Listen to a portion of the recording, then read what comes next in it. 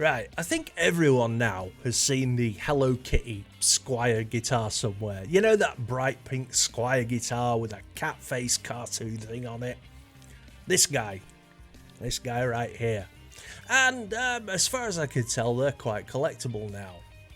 I think the first time I saw one of these was on a YouTube short or a Facebook reel or something with a guy called The Doo playing one for children on chat roulette or something. I suppose it's better to be playing with his pink guitar on chat roulette than his... Never mind. So, what's the deal with the Hello Kitty Squier Strat? I'm going to be honest here, I'd never really given this much consideration. It's not really occupying a lot of space in my brain. But I read an article the other day on Ultimate Guitar and it interested me. So I thought it might interest someone else as well. And here we are, I'm making a video. Since when did the Squier Hello Kitty Strat get so expensive? What started as a simple marketing ploy has suddenly turned into a collector's item. Has it really turned into a collector's item? It's a pink cat guitar, and it's not even a good one. It's a Squier. I'm not even sure what Hello Kitty is all about. I recognise it, it's a brand. I think it's anime. I'm probably wrong and I'm going to get a lot of hate. I'm not falling down that rabbit hole. I know nothing about anime. My cartoon knowledge goes as far as Adventure Time and Regular Show, and that's it. I like South Park. I'd be interested in a South Park guitar actually. No, back to the Hello Kitty guitar. What is going on? When I think of Hello Kitty guitars, the first one that comes to mind is Hunter's from the YouTube channel Agufish. 3 or so years ago, Hunter dropped over $500 of upgrades into one of these cheap Squier Strats. By all accounts, these guitars are in rough shape when played completely stock. At this point, the guitars were already relatively sought after, as limited amounts were produced and floated around on the used market. To his credit, Hunter turned the Hello Kitty Squier Strat into an absolute monster of an instrument, and interest/prices in the guitars have not crashed since. When I go and look up Hello Kitty guitar right now on Reverb, everything is $600 plus. Imagine paying $600 or $1,000 for a low-end Squier Stratocaster. Yet, here we are in 2022, and that's perceived value of these guitars. Admittedly, they are kinda cool. A bright pink body that's mostly exposed by the unique pickguard and a single humbucker is already trending in the right direction for many metal or punk players. These guitars were originally released back in 2006, but they've never quite gone away from the public eye. Hunter wasn't the only influencer to bring attention to these either, as Reverb recently highlighted the Doo as a popular streamer/YouTuber who's been driving interest in the Hello Kitty guitars more recently.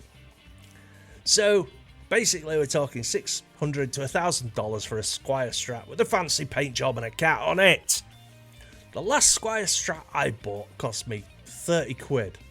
I got it off a kid on Marketplace. I put new tuners on it, a new bridge, Seymour Duncan pickups, and I tidied up the frets. All in all, the whole guitar with the upgrades cost me about 200 quid. It's got a nice neck on it. And I use it as a backup mostly, or if I'm playing somewhere I don't want to take any of my expensive guitars. It's black as well, it's not a Hello Cat guitar. I can honestly say I would never even spend close to $600 on a Squier with one pickup and a cat on it. Jesus! I knew guitar players were dumb, but come on man, what is the deal? Why do we have Hello Kitty guitars in the first place? Between 2006 and 2009, Squier released the Hello Kitty lineup of guitars. In recent years, they've made a massive resurgence in the used market with prices that far surpass their original price point. Our writer, Matt Dunn, wrote a nice piece on that phenomenon lately. The Squier name enables them to do these corporate tie-ins and speciality runs of guitars that Fender would not do, adding versatility to the lineup of guitars under Fender's roof that ranges from the innovative to the bizarre. While influencers' popularity is no doubt a major driver of trends in guitar gear, just look at pedal prices after the JHS show covers them. There's more going on under the hood here. To me, the popularity and price increase in the Hello Kitty Squier Strats is a perfect example of how fanatic our guitar community can get. When we decide something is cool, trendy, popular, etc., the actual cost or value of the item goes out the window. We all know that. To some degree, this is no different than when the Klon Centaur sells for thousands of dollars. It's what, a $200 pedal if it was currently being produced? This guitar used to be worth about $275 back in 2017, but now sells for an average price north of $700, all for an Affinity Strat with a custom paint job. On one hand, it's really cool when players take something of low value and turn it into an indispensable tool, like Hunter did. But the way we flock to this gear after it has been popularised is maddening to me. Yes, we are dumb. Guitar players are dumb. If Josh Scott ever sees this video, I want to say thanks, Josh. I've used Bad Monkey pedals for years now. I got one as a stand-in when my TS9 packed in and I never went back. And when Josh made his Bad Monkey video and the price shot up, I just happened to have about 5 Bad Monkeys going spare, and I sold all but one of them. I got over £100 for each one. I don't think I've ever paid 20 quid for any of them, so Josh Scott, thanks man. But I guess it's true, guitarists believe the hype. It's what we do. You could just do the same thing to a Squier Affinity Stratocaster, which I did, and still end up with an absolute monster of a guitar for less than the cost of the unmodified Hello Kitty Strat. But with meme stonks going through the roof these days, perhaps musicians see this as an investment buy. I wonder if popularity will build up enough for another limited edition released by Fender after all of this. It's time to add the Hello Kitty guitar to the ranks of the Klon and the Tone Bender as inflated historical gear with insane prices.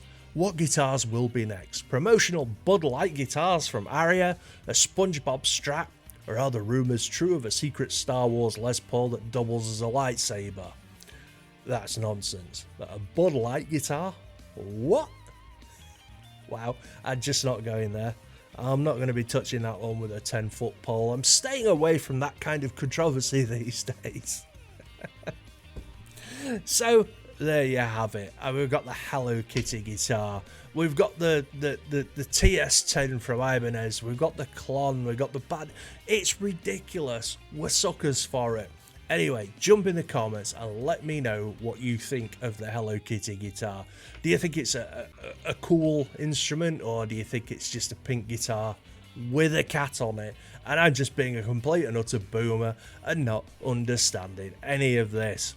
Anyway, another video coming up in another few days, so make sure you've liked and subscribed, do all that YouTube stuff, and I'll be back with another badly thought out rant soon. Thanks again, take it easy, peace out.